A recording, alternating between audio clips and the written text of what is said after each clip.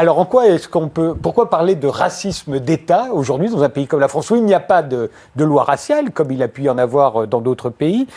Pourquoi ne pas avoir utilisé une autre expression, peut-être Je pense que le problème avec ce type de contre-argument, c'est qu'elles sont porteuses d'une conception extrêmement naïve de ce que c'est qu'un État. C'est-à-dire qu'on sous-entend que s'il n'y a pas de loi explicite sur ces questions-là, sur la question raciale, eh bien, il n'y a pas de racisme d'État. En réalité, il me semble qu'il faut procéder à l'inverse, c'est-à-dire qu'il faut d'abord considérer ce que fait l'État, et non pas le discours simplement que l'État porte sur lui-même.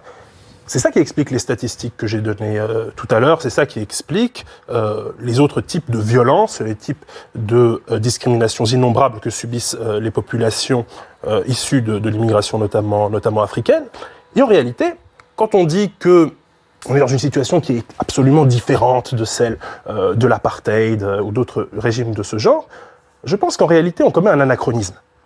Si on considère le discours sur lui-même que tenait l'État d'apartheid à partir de 1948, où en Afrique du Sud, où ce régime a été appliqué, on voit qu'en réalité, on parlait de développement séparé.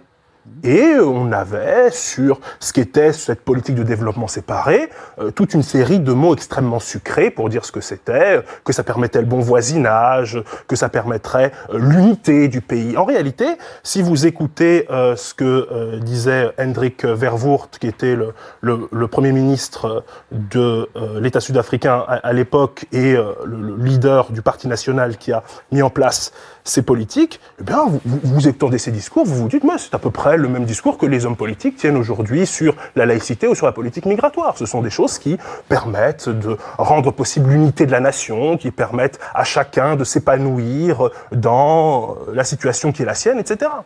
L'idée selon laquelle les politiques sud-africains à l'époque seraient des gens qui seraient explicitement racistes ou qui affirmeraient absolument leur racisme, c'est un anachronisme et c'est une aberration. Enfin, il y avait la loi, attendez, il y avait des lois raciales en Afrique du Sud. Il y avait des lois raciales, exactement comme il y a dans ce pays des lois islamophobes.